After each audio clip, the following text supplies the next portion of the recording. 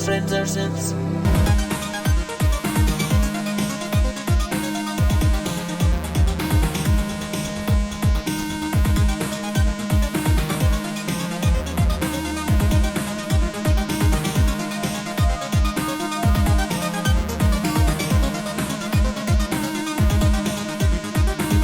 If there is one thing that I am definitely not known for, it is patience. And for this reason, I generally tend to avoid DIY synthesizer kits because, I don't read the build guides, I get basic things wrong, and ultimately usually end up so frustrated that I just give up and leave the various half-assembled or broken pieces consigned forever to the growing box of shame in the corner. And don't pretend that you don't have one of those, because we all do. However, despite this, when Dreadbox contacted me recently and asked if I'd be interested in trying out their brand new DIY reissue of their classic NYX synthesizer, I decided to take the chance. NYX was one of Dreadbox's earlier synthesizers, coming out after both the Erebus and the Hades, and I personally think that it is also probably one of the most interesting.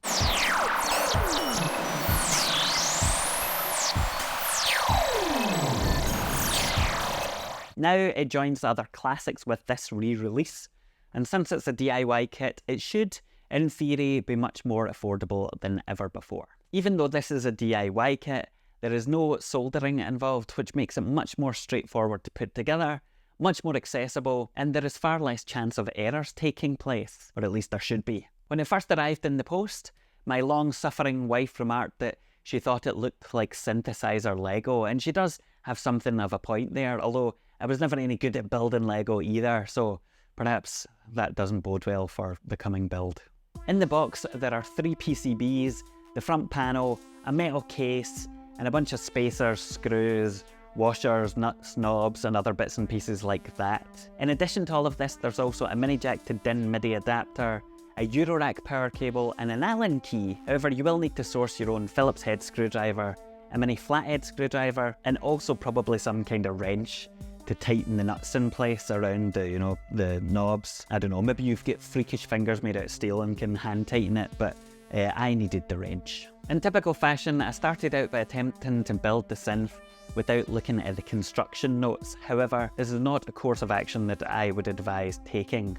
Whilst the synth is simple to put together, the variation in size of certain parts, as well as the placement of the various bits, definitely means that following along with the instructions is probably a good idea, and you can find them on the Dreadbox website. All in, it took me about 40 minutes to finish the build, from opening the box to ultimate completion, and that also includes the time spent rummaging around my cupboard to find the appropriate screwdrivers, as well as naturally, taking some pictures for Instagram and stuff like that. So consider that a fairly generous time allowance. I'm pretty confident that more capable individuals than I could get it all together in about half that. The most important thing here to note is that I had no real issues with the build at all, which was also something of a pleasant surprise, to be honest. The hardest bit of the whole thing was probably just getting the front panel on, because you have to line it up with all of the switches and things and kind of, foot it about with it to make sure everything goes in the appropriate hole. But aside from that, it was something of a doddle.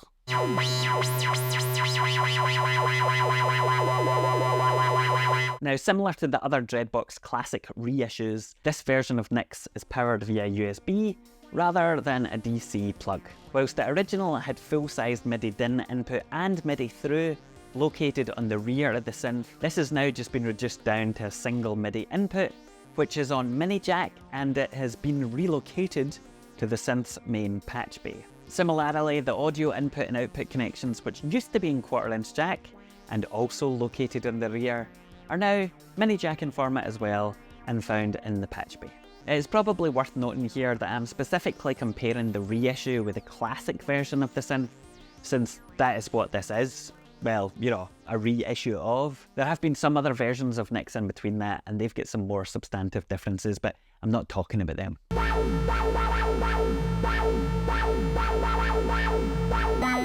As I've said before in the videos on Erebus and Hades reissues, the changes here are something of a mixed bag. Having USB power rather than a chunky wall socket that you have to find another adapter for is very much welcomed.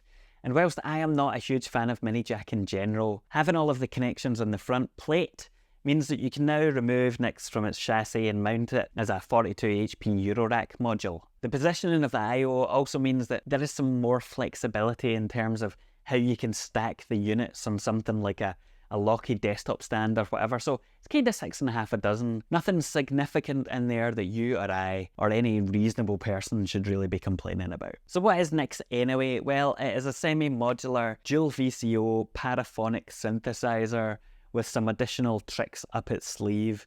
And in case you don't really know what that means, in practice there are two VCOs which can either play a single note simultaneously or two notes separately. This is not a polyphonic synthesizer, so each of the oscillators share the signal path, which means, in other words, they both go through the same sort of things like a single VCA, etc. Speaking of the VCA, here it is accompanied by an attack release or attack decay envelope, depending on the position of the hold switch, or is modulated by an LFO. Each of the VCOs have got their own separate glide and level controls, which is quite nice, and they can either be hard synced or oscillator 2 can be detuned off of oscillator 1. There are some differences between each of the VCOs, such as the waveform that is available. So oscillator 1 is switchable between sawtooth and square waves, whereas oscillator 2 is switchable between sawtooth and triangle. Similarly, the octave range of each oscillator varies, and pulse width modulation only applies to oscillator 1 as far as I can tell. This gives you a kind of wider range of possibilities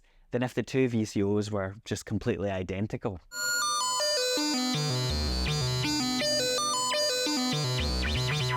Like other Dreadbox synthesizers, NYX comes with its own specifically chosen effects, and in this case we have a digital reverb which can extend all the way to infinite.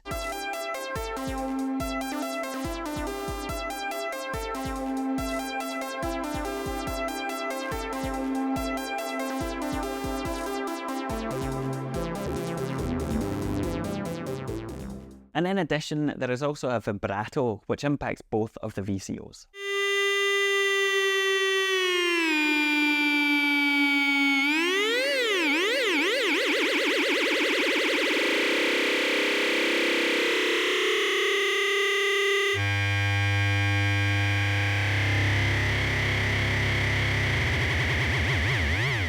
The filter situation is where things start to get especially interesting, as NYX has got not just one, but two two-pole filters. They share a single pair of cutoff and resonance controls between them, with the ability to then further offset the cutoff point of filter 2 with the post control. Similar to the VCA, each of them has got an accompanying function generator or modulator, which are then switchable between an attack decay envelope and an LFO.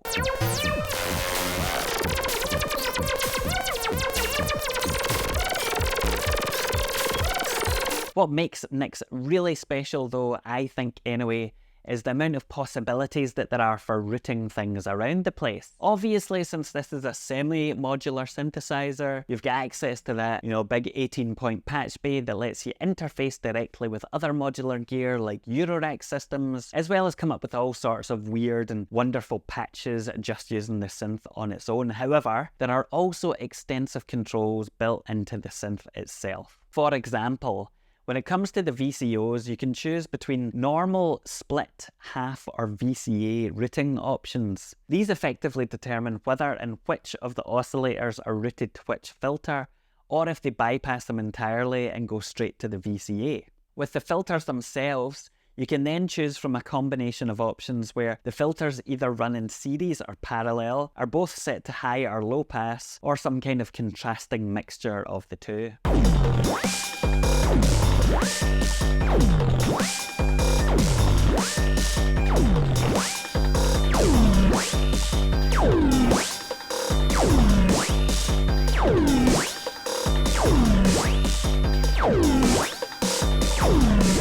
On top of this, you can also choose to route each of the function generators in different ways. For example, having modulator 1 control both filters, having both modulators control both filters simultaneously, splitting the filters so that modulator 1 is controlling filter 1 and modulator 2 is controlling filter 2.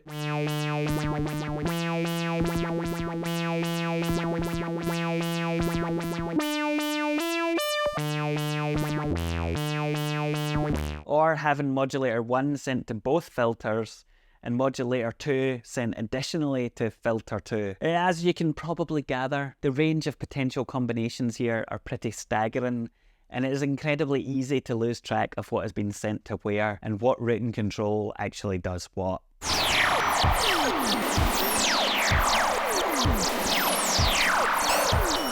In all honesty, whilst I'm glad that I have something of a handle on how things work now, until I sat down and really made a conscious effort to understand the routing in order to make this video, I didn't really pay too much attention to all of those specifics, and I just played around with them until I found something that sounded cool.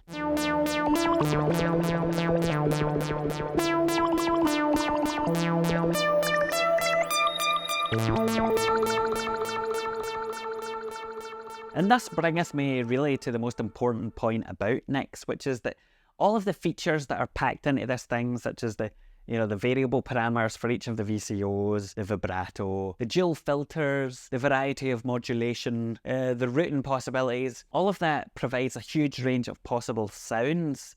And it does so in a manner that I've not seen really on any other synthesizer, at least not at this kind of price. Whether or not I understand what the hell is going on doesn't actually matter to me with NYX, because I'm able to coax out of it some of the most wonderful, unusual sounds, and that is the primary reason that I kept my original NYX for all of these years, even when I had to sell off a bunch of stuff, because there isn't really anything else like it.